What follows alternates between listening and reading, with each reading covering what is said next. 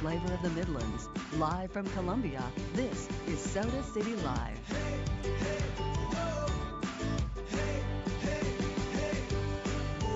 Welcome back to Soda City Live, everyone. It is Wednesday, and you know what that means. We have fitness guru James Patrick joining us for another Be Well Wednesday. And James, today we're talking about one of the popular exercises that we like to do, crunches. So if you've been following us for the past year on Soda City Live, James comes in every week and he shows us all these exercises. Yeah. And so today we wanted to give you a little refresher because we know we do a lot. We dance with you, we Yeah. Zumba, Yeah. we walk with you, but we want to make sure that people are doing these exercises correctly. And we know that people like to do their crunches because they want their six-pack like me.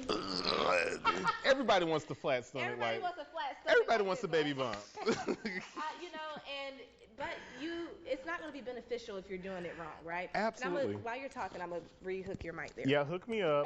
There we go. So we all know that, crunches, there's a benefit to ab exercises.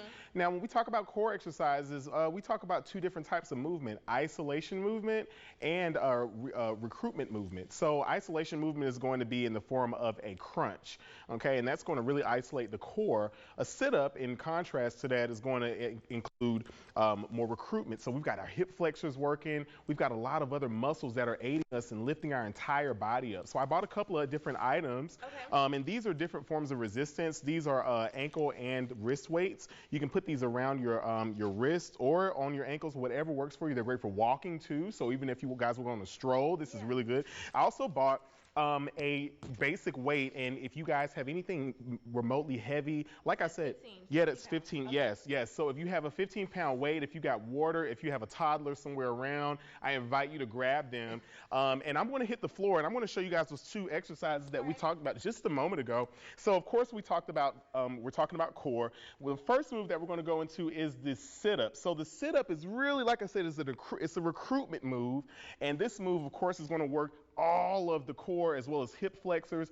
And so the thing about it is if you're new to this and not true to this necessarily, you could stand to hurt yourself, and that's when those low back issues are going to come into play. And so the sit-up, this is what you're doing now, but that's different from a crunch. Totally different. So what's the difference between the sit-up and the crunch? So they're in the same family, Billie Jean, but this is our isolation move. So an isolatory move is going to only involve our shoulder blades to come off of the ground. You're going to exhale on the top, inhale on the bottom, coming through the nose. Nice. So we got 3 more. We've got 2, and you want to make sure that you're holding an egg between your chin and your chest, right? So that means that your chin is going to be facing your belly button. We're going to do 1 more, nice, and make sure you're breathing. Holding your breath doesn't help anything. Oh my goodness. Okay, and then show us the crunch. Yes. So people who get confused like me. Absolutely. So in contrast to that sit-up, our crunch is going to just be shoulder blades off the ground. And if you don't have a weight, that's totally fine. You can do this with no hands. Place your fingertips behind your head so that you can pull the elbows back, and you're going to just lift those shoulder blades off the ground. Again, we're going to exhale at the top.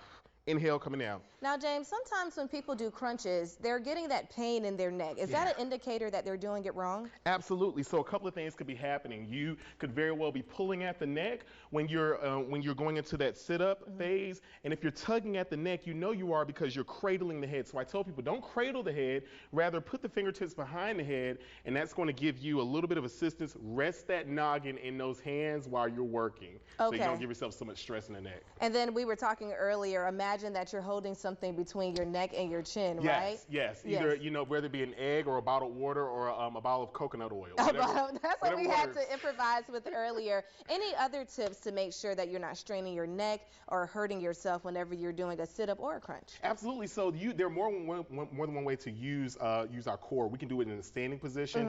And when it comes to core, you've got a lot of different sagittal planes. You can go here, there, anywhere. If you're standing up and you want to avoid any kind of neck issue, go into a side crunch. So this is going to work more obliques as well as the main trunk. So things like this, going into contralateral rotation is also a really good way to work your core. But when we think about body movement, Billie Jean, we got to get outside the box. So think of around here, there, everywhere. Keep those movements fluid. Really good tips. The moral of the story is crunches, sit-ups, they should not be a pain in the neck. And if you're feeling the pain, you're doing something wrong, and you need to go to sodacitylive.com and rewatch this interview with the fitness guru, James Patrick. as he is walking you through the proper way to do a crunch and a sit-up. We're going to see James again next Wednesday, but for now, I need you to stay tuned. We have much more Soda City Live coming up after this.